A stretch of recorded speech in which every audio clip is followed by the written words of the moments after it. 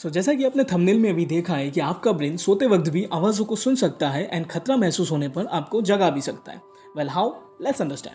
क्या आपने कभी बतख को सोते हुए देखा है और सोचा है कि ये एक आंख को खुला रख के कैसे सोते हैं? बतख कई दूसरे बर्ड्स की तरह ब्रेन के आधे हिस्से को जगा कर सोते हैं, जबकि दूसरा आधा हिस्सा सोता है। इसे यूनिहेमिस्फेरिक स्लीप कहा जाता है और जानवर को ज़रूरत होने पर शिकारियों और एनवायरनमेंट की निगरानी करने में मदद करता है अगर ज़रूरत पड़े तो। नींद विज्ञान यानी कि स्लीप साइंस में प्रोग्रेस से ये पता चला है कि इंसानी ब्रेन भी नींद के दौरान अपने एनवायरनमेंट की निगरानी करता है। क्योंकि हमारी आंखें बंद होती हैं, इसीलिए ये निगरानी ज़्यादातर सुनने पर निर्भर होनी चाहिए। सोता हुआ ब्रेन एक डिफिकल्ट बैलेंसिंग एक्ट का सामना करता है। नींद को सुरक्षित रखने के लिए उसे हार्मलेस आवाज़ों को दबाना पड़ता है, जैसे कि छत पर बारिश की बूंदों की आवाज़ आती है या तो सोते वक्त आपके साथ वाला इंसान करवटें लेता है। लेकिन अगर कोई संभावित खतरनाक शोर सुनाई देता है तो वो आपको जगाने के लिए तैयार करता है। जर्नल ऑफ न्यूरोसाइंस में पब्लिश एक नए स्टडी से ये पता चला है कि एक तरह से ब्रेन सेफ और पोटेंशियल हार्मफुल साउंड्स के बीच भेदभाव करता है। परिचित और अपरिचित साउंड्स के लिए अलग अलग प्रतिक्रिया करता है। ऑस्ट्रिया में यूनिवर्सिटी ऑफ सैल्जबर्ग के रिसर्चर्स ने एक स्लीप लेबोरेटरी में 17 वॉलंटियर्स को लेकर रात भर सुला के एक रिसर्च किया।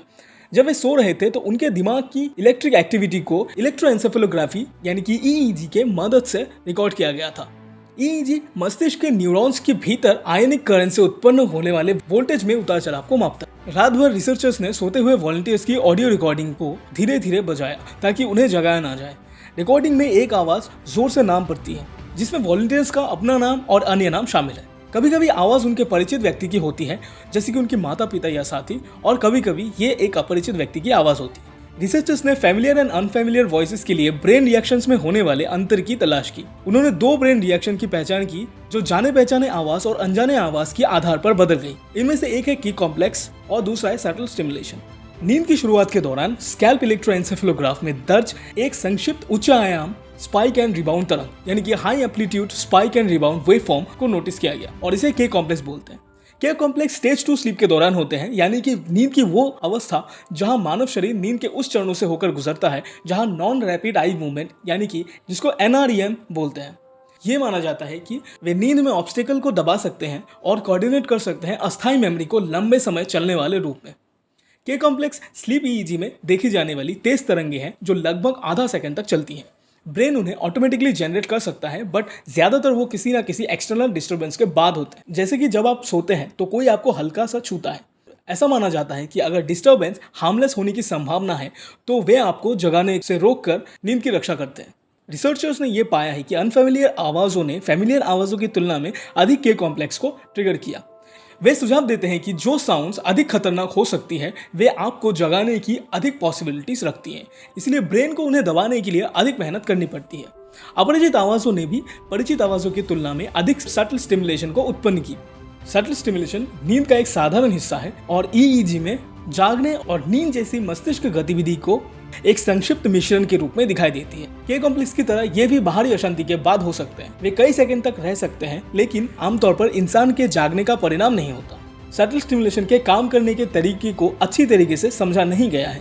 पिछले रिसर्च ने संकेत दिया है कि वे ये डिटरमाइन करने के लिए पर्यावरण से जानकारी प्रोसेस करने में एक भूमिका निभा सकते हैं कि ये हानिकारक हो सकता है कि नहीं।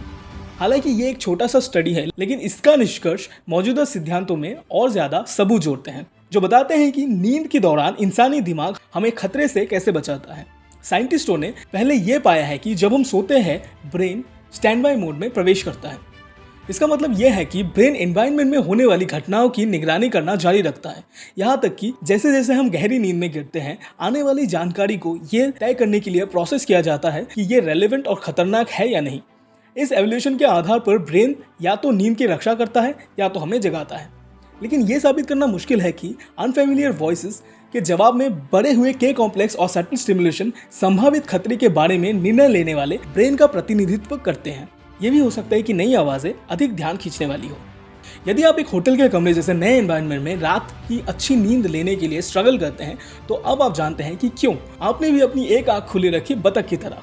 आपका सोता हुआ माइंड अपने नए सराउंडिंग्स में खुद को ढालने में व्यस्त है, सामान्य से अधिक के कॉम्प्लेक्स और सटल स्टिमुलेशन को निकाल रहा है, लेकिन ये एनवायरनमेंट के बारे में भी धीरे धीरे सीख रहा है और जल्द ही वेल एडजस्ट हो जाएगा। इस स्टडी के नतीजे बताते हैं कि जो बात कर रहा है वो जाना पहचाना है या कोई दूसरा है। अगर जाना पहचाना है तो उसको सुरक्षित माना जाता है, जबकि अपरिचित व्यक्तियों को खतरा माना जा सकता है। So that's it for today. Thank you for watching Key Facts. If you like the video, please subscribe the channel, like the video and do comments and share this video with your friends and family members. Thank you for watching this video.